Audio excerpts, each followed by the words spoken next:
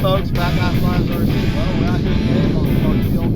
If the audio's not that good, I'm sorry. My brand new GG iMac mic didn't charge correctly and it was dead. So I thought it was charged, but it was dead when I brought it here, and I charged it all night. So I'm using my backup mic, which doesn't sound as good, so it seems like I'm yelling, or if it doesn't sound tinty, I'm sorry.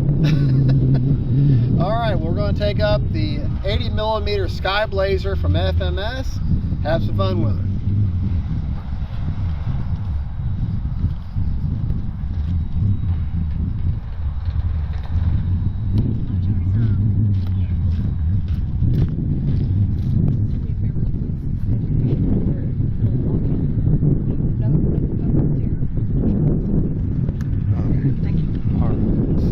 Right, left, up, down, right, left. The rates I'm flying in, 100% throws on the ailerons and 125 on the elevator, 30% expo all the way around. KM model afterburner in there. We do have a UMX Consendo up, but we're not going to bother each other. Haven't flown this plane in a hot minute. Definitely don't need flaps today. Timer set for 4 minutes, starting over. Starting the time over. Running a 5000 HRB. I think it has a 50C discharge if I remember correctly. Okay, haven't flown this in a while, so here we go. This is a fast, well, not super fast, but very powerful EDF. Into the wind, so I do not need flaps.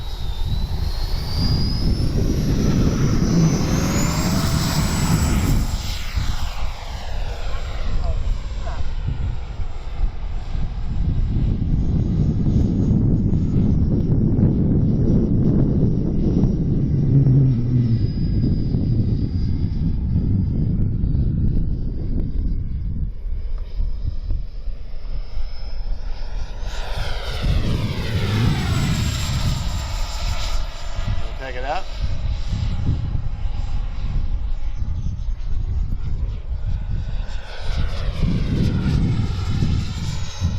Probably has one of the best sounds, if you're able to hear it with my mic, of any EDF out there.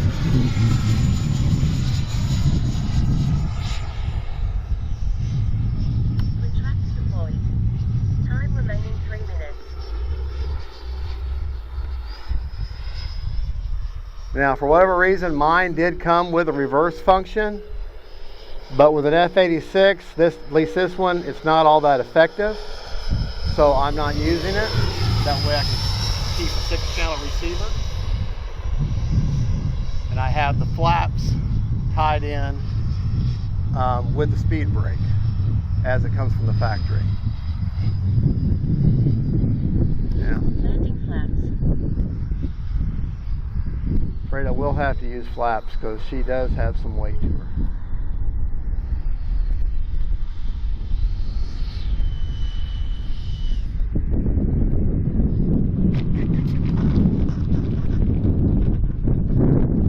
But with the flaps properly configured, as you can see, and into the wind, you don't need thrust reverse anyways.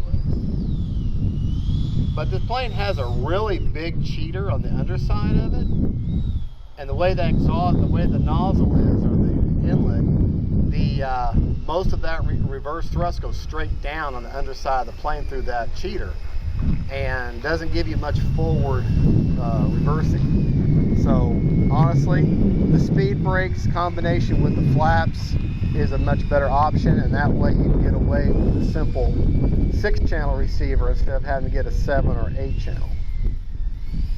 It also helps I'm flying into the wind. That is a huge help too. Alright, we still got 2 minutes. Do not need takeoff flaps for this though, that's for sure.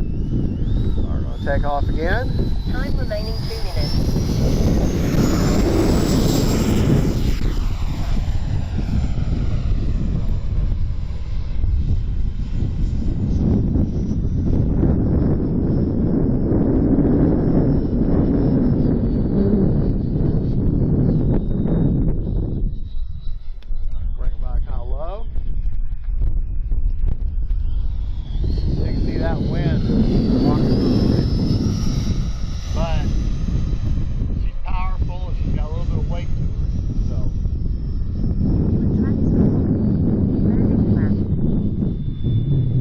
driving by dirty.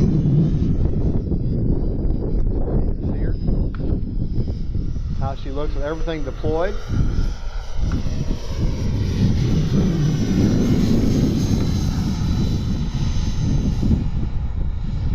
Those speed brakes are very, very effective. 1 minute.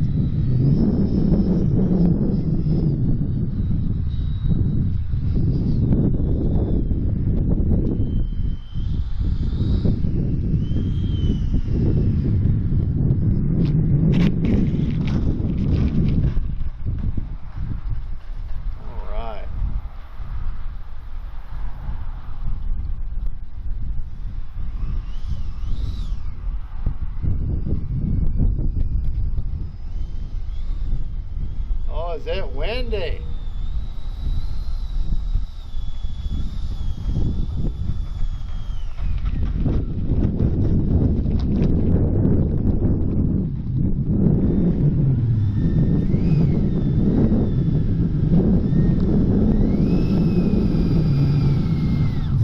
All right.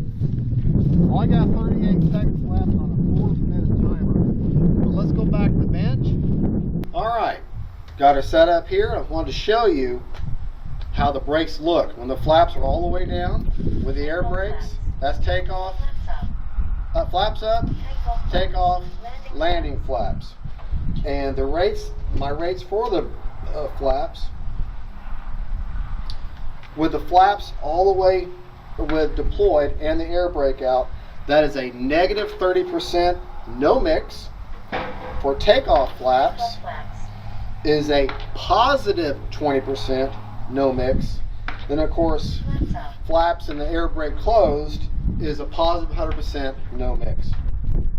Alright, already shared my rates with you. We had 38 seconds left. Checker on the back of the transmitter. Have to unplug that beautiful Kia model afterburner.